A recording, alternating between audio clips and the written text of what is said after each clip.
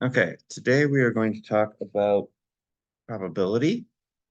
Um, and yes, we're going to start with a few basic questions about probability, and then we'll talk about the formula, and we'll talk about dice and probability distributions. This is 9.3. Example 1. These are just a few basic questions. Find the probability of each of the following events. Part A. Tossing a head on one toss of a fair coin. Well, a coin has two sides, so heads is one of them, so 1 out of 2. Tossing two heads in a row of a fair coin. We talked a little bit about the blanks for ways things could happen in 9.1. Well, we can do the same thing with probability, and we multiply them together. A half times a half is a fourth. Drawing a queen from a standard card of 52, or a standard deck of 52 cards. There are 4 queens in the deck. That's 4 out of 52, which I can reduce to 1 out of 13. 4 queens out of 52 cards. Rolling a sum of 4 on a single roll of 2 fair dice. Okay, this one's a little harder. Sum of 4 can either be 1, 3, 3, 1, or 2, 2. All of those add to 4. 1, 3, and 3, 1 are different. You have the easiest to think of these with dice when you have 2 colors, like a red die and a white die. So 1 on the red die, 3 on the white die, 3 on the red die, 1 on the white die. You'll also sometimes hear dice called 6-sided number cubes, which is correct. Just a strange way of saying it, but that's sometimes how they'll say it in math. Okay. So that's 3. Each dice has 6 possibilities. So there are 36 total. Getting a 4 is a 1 in 12 chance. E, guessing all 6 numbers in the state lottery requires you to pick 6 numbers between 1 and 46. Okay. So now each number is not picked multiple times. So that is without replacement. The total number of ways you can pick that is 46 choose 6. Remember that from 9.1, we've got combinations. And there is only one correct way, or 1 out of 46 choose 6. And this is equal to 1 over 9,366,819. Not very likely that you will win. Okay? So that is just a couple examples and some basic probability calculations. We abbreviate probability with P of something. So P of E means the event E. E could be drawing a queen like this one. Or E could be rolling a heads like this one. So the probability is always the number of outcomes in E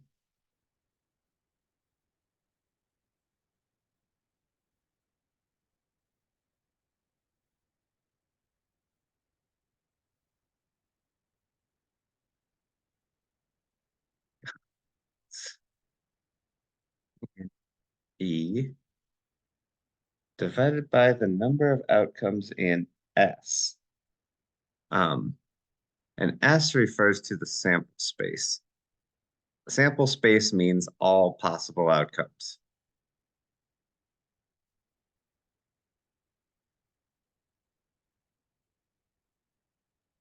So for my dice, all possible outcomes are, it's a pair of dice, so you can either get 2 with 2 1s, 2, 3, 4, 5, 6, 7, 8, 9, 10, 11, or 12 with 2 sixes. Not all equally likely, but the sample space is all of those. So we can have what we call a probability distribution. Okay, I'm going to draw this here for the outcome. I'll call X for the dice.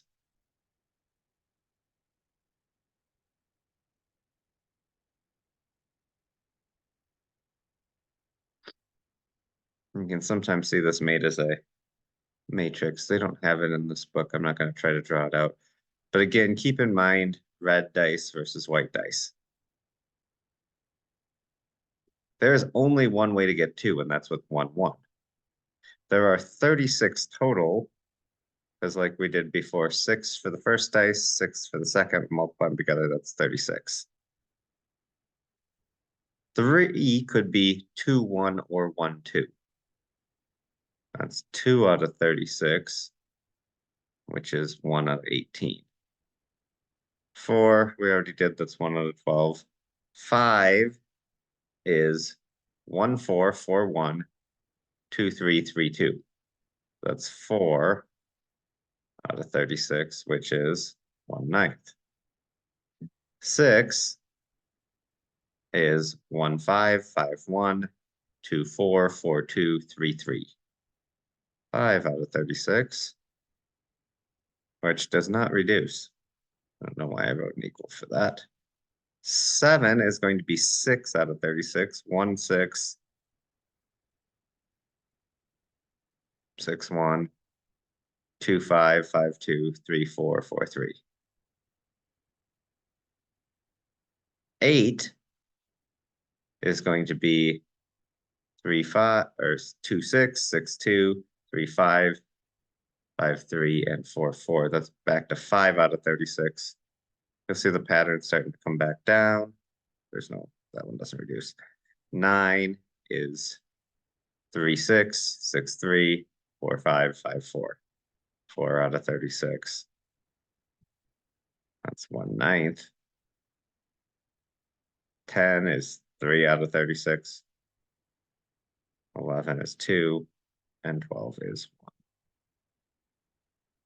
If I add up all these probabilities, they do add up to 1, okay? One thing that's important, the sample space is all of these, 2 through 12. The probability of the sample space all put together is always equal to 1, 100%. Okay.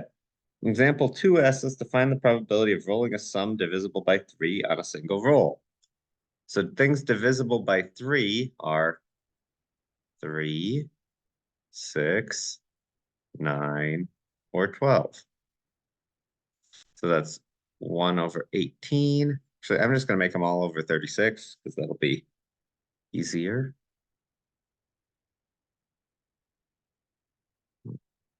One too many. So 2 out of 36 plus. So when I'm asked to do multiple things together, I can often add them. If it's this event or that, anything divisible by.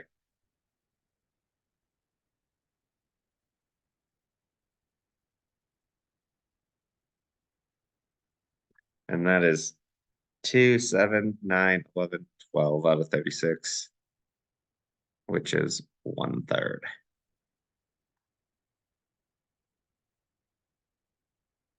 Okay.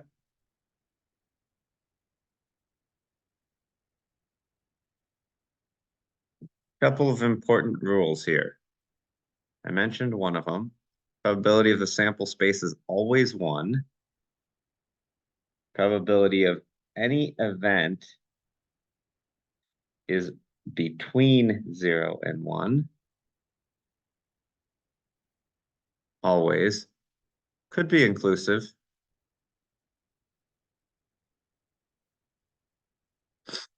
And the probability of the empty set, that would mean probability of nothing happening, is always 0. Okay, so a set with no outcomes. is this little 0 with the slash through. It's called the empty set. So testing a probability function. Is it possible to weight a standard six-sided die in such a way that the probability of rolling each n is exactly 1 over n squared plus 1? So I'm going to make the table. How I'm going to test if it's possible to do this is I am going to see if the sample space adds to 1. It's a six-sided number cube or a dice. And we're talking about a weighted dice. We're going to ask if it's possible. So I'm going to plug in 1. 1 over 1 squared plus 1 is 1/2. 1/5. 1/10. That's 1 over 3 squared plus 1. 1/17. 1/26. 1/37.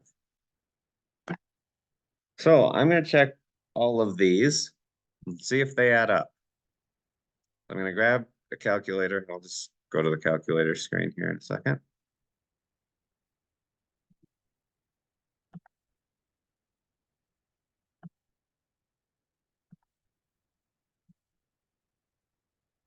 So 1/2 plus 1/5 plus 1/10 is 0.1 plus 1/17 plus 1/26 plus 1.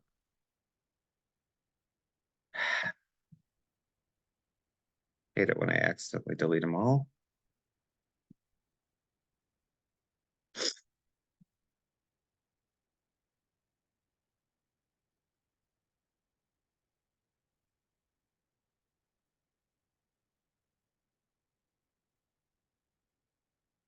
I get 0.92. So no, that is not possible. The sample space does not have a probability of 1. So it's not legitimate. That's example 3. Example 4.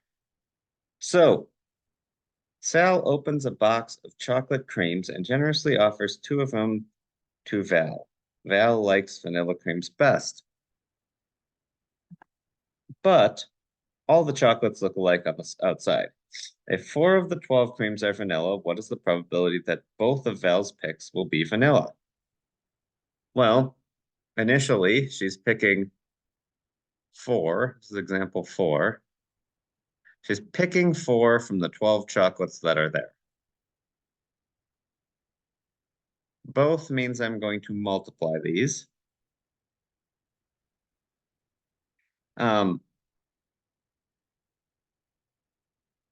So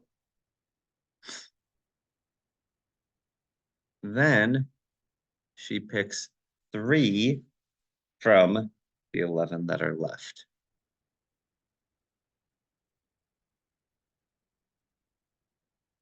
And this gives me 12 over 12 times 11, which is 1 out of 11.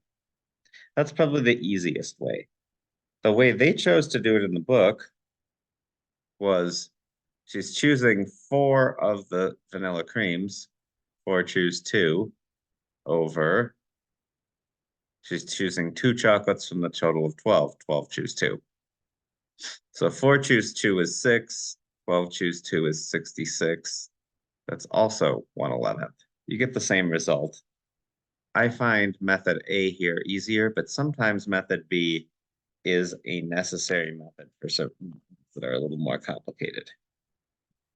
So, okay.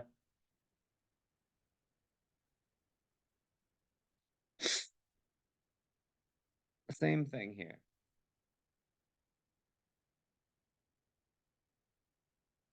So actually, example 5, this is how they did in example 4.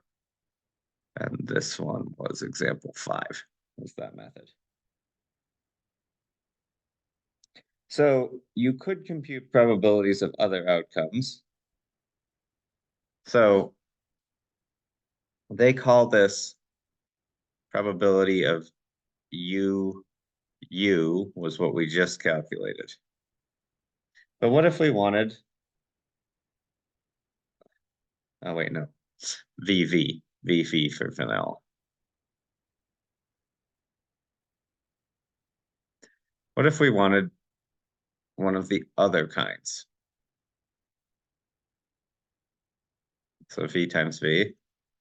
So if I start with U, then V, the probability of not choosing vanilla is 8 out of 12. Then the probability of choosing vanilla is 4 out of the remaining 11, because we still have 4 out of 11 left, and that is 8 out of 33. Probability of VU, start with vanilla, there's 4 of 12 are vanilla, and there's 8 of 11 that are not. Again, this reduces to 8 out of 33. P of UU is 8 out of 12 times 7 out of 11, which ends up reducing to 14 out of 33. Okay, using a Venn diagram. In a large school, 54% of the students are girls and 62% of the students play sports. Half the girls at school play sports. So we're going to use a Venn diagram. I think everybody's probably seen a Venn diagram before. This box represents the sample space.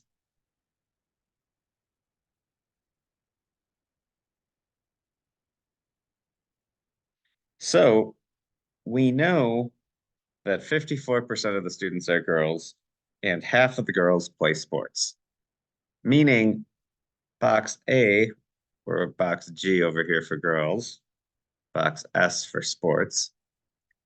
Box G has to be a total of 54%, and half of them are in this overlapping section that's girls and sports.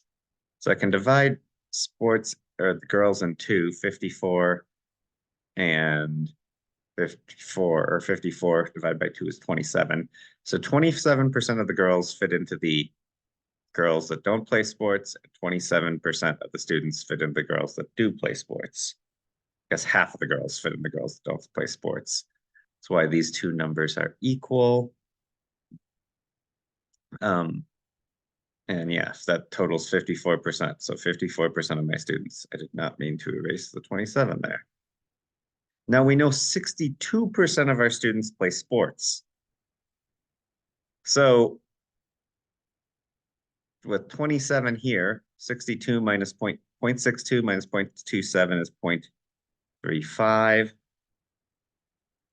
Okay, now we need to figure out the probability of there not being in either sport.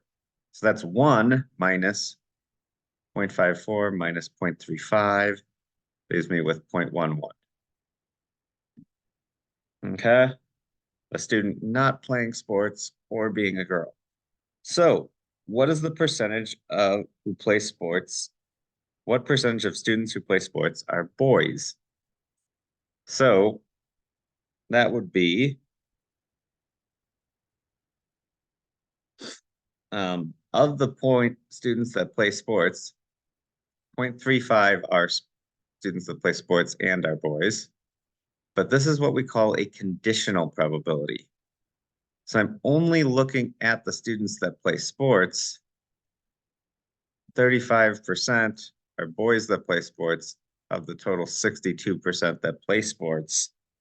And that's about 56.45% of the students that play sports are boys, even though there were less boys in the school. If a student is chosen at random, what is the probability that is a boy who does not play sports? Well, here we have over here girls. Put some green over girls that don't play sports. We have girls that play sports. We have boys that play sports in purple. And boys that don't play sports. And yeah, the fact that it's rectangular might make it look deceiving. The boys that don't play sports, and that was 0.11 or 11%. Yeah, the rectangle just gets everybody else. You can do probability with a tree diagram. We've talked about tree diagrams a little bit in 9.1. It's going to be example 7. Okay, 2 identical cookie jars are on the counter. Jar A contains 2 chocolate chip cookies, 2 chocolate chip, and 2 peanut butter cookies. Well, jar B contains 1 chocolate chip cookie. When you select a cookie at random, what is the probability that it will be chocolate chip? So this is a pretty simple tree diagram. First, we're selecting our jar, A or B. Jar A has chocolate chip,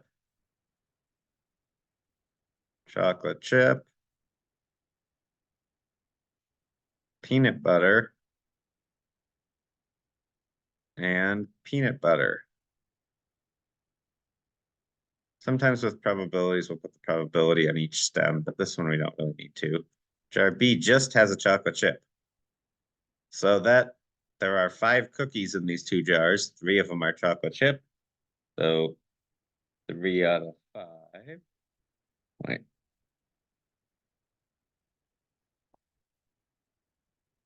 Cookies and all. However,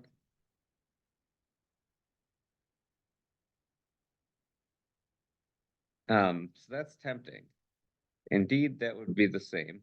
However, the fact that they are in different jars means that 5 cookies are not equally likely. Okay. So 3 out of 5 would be the easy end, and that's kind of what I want to go with if you're just picking. But most likely you pick a jar. Let's say the jars are not clear. Okay. So you're going to pick a jar here.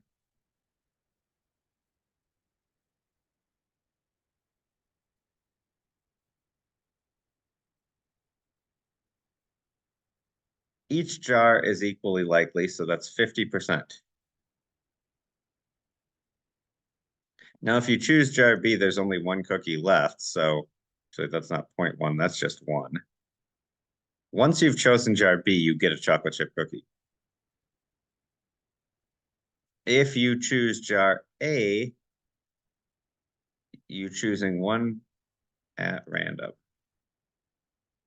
And to get the probability from these ends, you do 0.5 times 0.25, or 1/2 times 1/4 is 1/8.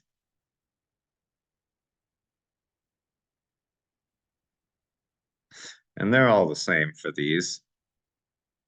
It's not always true, but one's 0.5. Now I'm going to add the 3 probabilities that are for chocolate chip.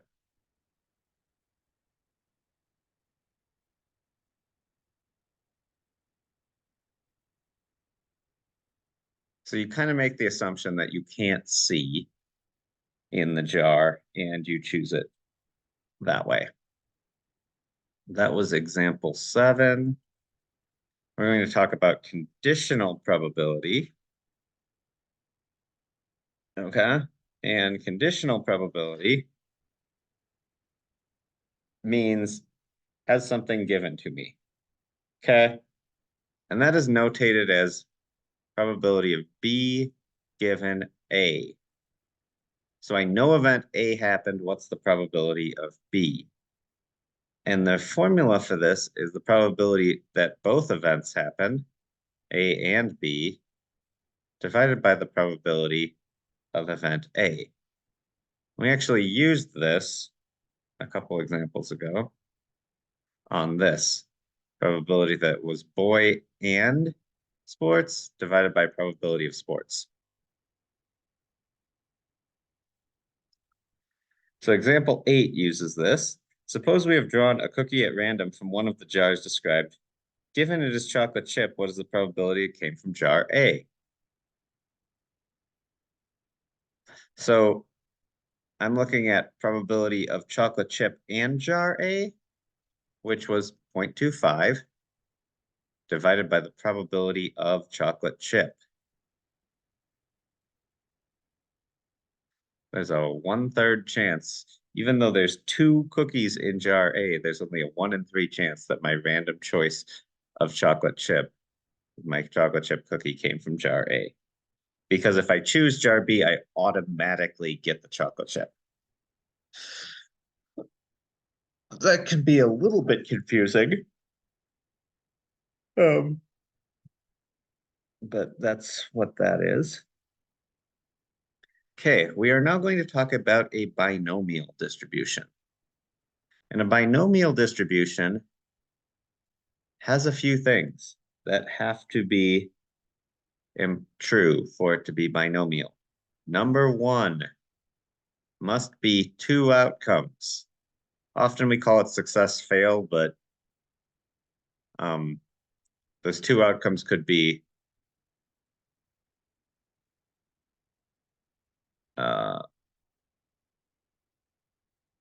I'm trying to think of 2 outcomes that are not, where one isn't necessarily a fail. Boy, girl. What, is a girl a fail or a boy a fail?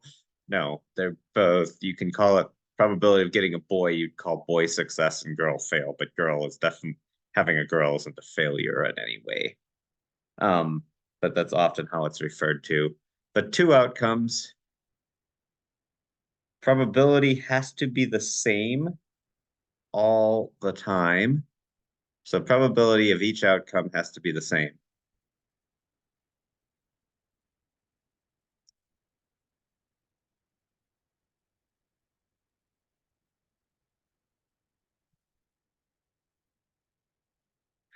It has to be a fixed number of events. So maybe I'm saying having 4 kids.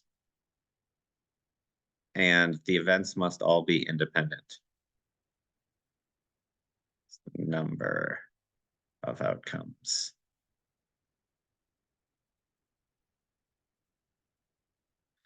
So it's only binomial if it is this. I think for this book, they're just going to tell you it's binomial. And each event has to be independent.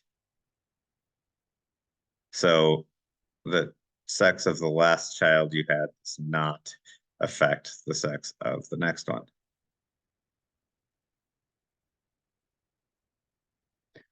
So example 9 says, we roll a fair die 4 times. What is the probability we roll all 3s?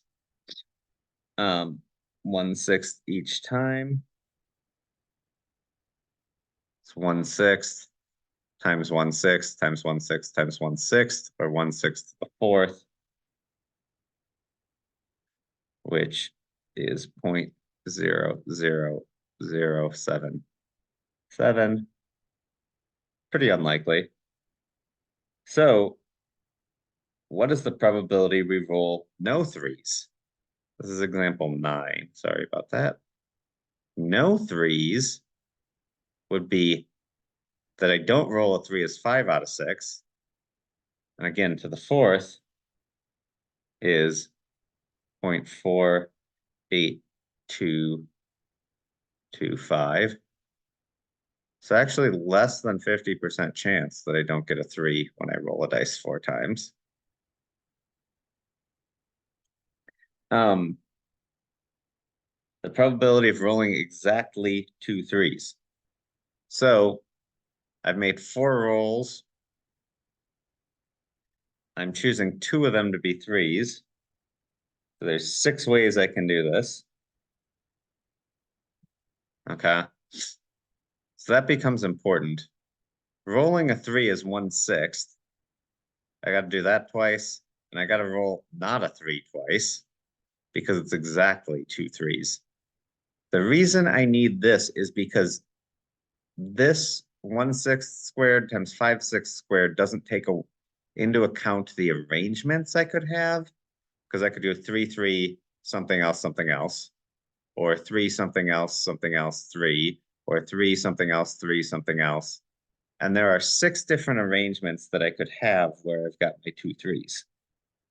So that 4 choose 2 is 6.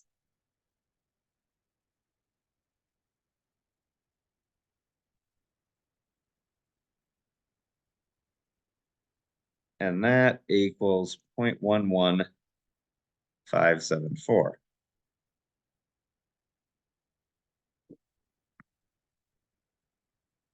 Okay. Example 10. This is the classic case of binomial. Um, so suppose Michael makes 90% of his free throws. If he shoots 20 free throws, and if his chance of making one is independent of the other shots, an assumption we might question, what is the probability he makes all 20? So making all 20 is 0.9 to the 20th. Not likely. Only a little over a 12% chance.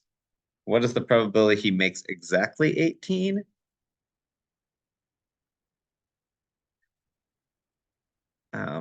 Makes 18 is no. No. I am writing this out.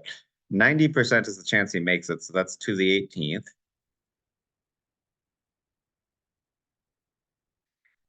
He's got to miss 2. And the number of arrangements is 20C18. Or they notated in the book this way. Remember this notation for combinations? 20 choose 18.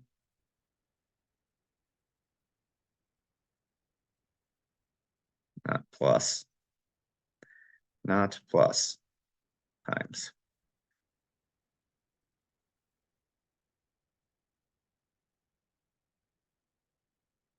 And that is 0.28518.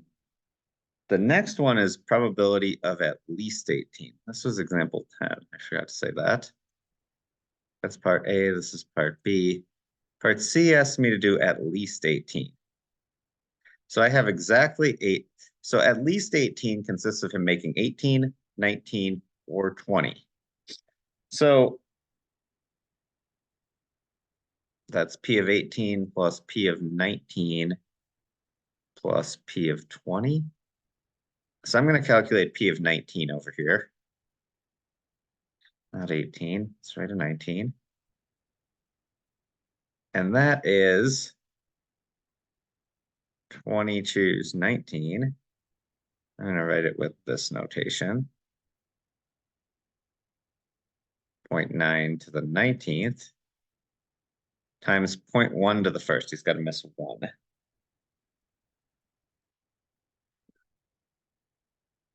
And that is, hold on, let me calculate this for a second.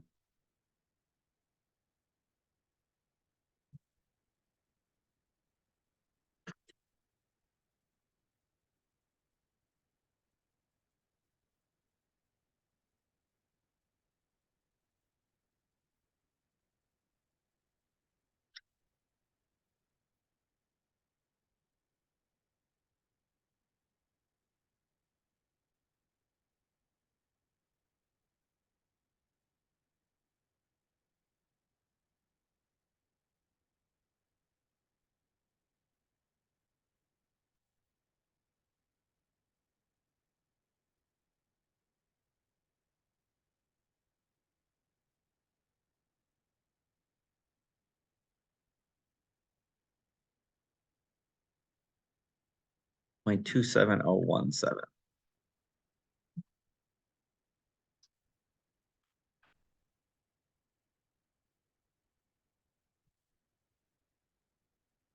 So this, I just take and add my probabilities together. 28518 plus 0.27017 plus 0.12158. And this is equal to 0.6769. And that is section 9.3.